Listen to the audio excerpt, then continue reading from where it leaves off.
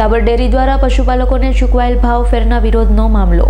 સાબર dairy દ્વારા પશુપાલકોને ચૂકવાયેલ ભાવ ફેરના વિરોધનો મામલો. સાબર ડેરી દ્વારા દર વર્ષે જૂન મહિનાના અંતમાં અથવા જુલાઈ મહિનાના પ્રથમ સપ્તાહમાં ભાવફેર ચૂકવવામાં આવતો હોય છે. ચાલુ સાલે સાબર ડેરી દ્વારા ભાવફેર ચૂકવવામાં લેટ કરતા પશુપાલકો દ્વારા આવેદનપત્ર આપી રજૂઆત કરવામાં આવી. જિલ્લા કલેક્ટરને આવેદનપત્ર આપ્યા બાદ ગત 11 તારીખે પશુપાલકોના ખાતામાં ભાવફેરની રકમ જમા કરવામાં આવી હતી. વર્ષ દરમિયાન સાબર ડેરી દ્વારા કિલો ફેટે 850 રૂપિયા પ્રમાણે પશુપાલકોને દૂધનો ભાવ ચૂકવવામાં આવ્યો હતો. આ વર્ષ દરમિયાન હિસાબોમાં સાબર ડેરીએ દૂધનો વાર્ષિક સરેરાશ ભાવ 960 રૂપિયા નક્કી કરવામાં આવ્યો હતો. સાબર ડેરીએ કરેલા 960 રૂપિયા કિલો ફેટના સરેરાશ ભાવ પ્રમાણે 110 રૂપિયા કિલો ફેટના પ્રમાણે પશુપાલકોને ભાવફેર તરીકે ચૂકવવામાં આવ્યો હતો. આ ભાવફેર ગત વર્ષની સરખામણીમાં ઓછો હોવાના આક્ષેપ સાથે પશુપાલકોએ નોંધાવ્યો હતો વિરોધ. સોશિયલ મીડિયામાં પશુપાલકોના આગેવાન દ્વારા આજે સાબર ડેરી ખાતે વિરોધ નોંધાવવા માટેનો મેસેજ વાયરલ કરવામાં આવ્યો. ત્યારબાદ પશુપાલકો સાબર ડેરી ખાતે એકઠા થયા હતા.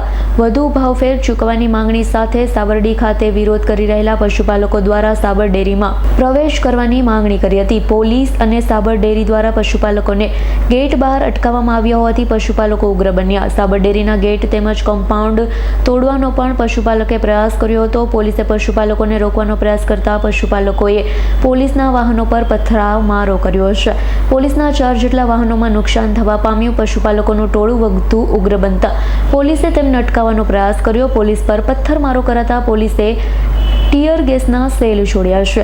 60 કરતા ઉપરાંત ટીયર ગેસના સેલ પોલીસ દ્વારા છોડવામાં આવ્યા. સાબર ડેરી નજીકથી પસાર થતા ઉદયપુર અમદાવાદ નેશનલ હાઈવેને પણ પશુપાલકો દ્વારા ચકાજામ કરવામાં આવ્યા. ટ્રાફિક પૂર્વવૃત્ત કરવા માટે ફરી એકવાર પોલીસે ટીયર ગેસ છોડવાની ફરજ પડી હતી.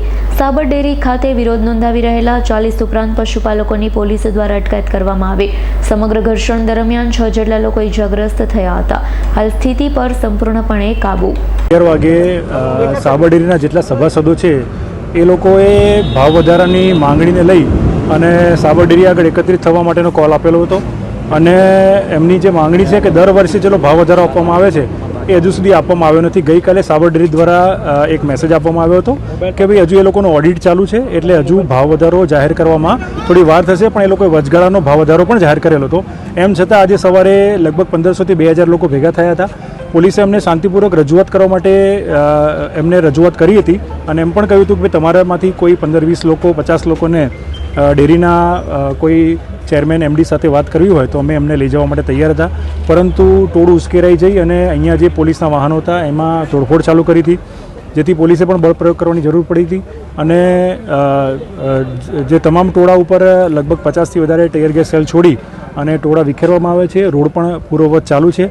3 જેટલા પોલીસ કર્મચારી ઇન્જર્ડ થયા છે એ હાલ હોસ્પિટલમાં સારવાર હેઠળ છે.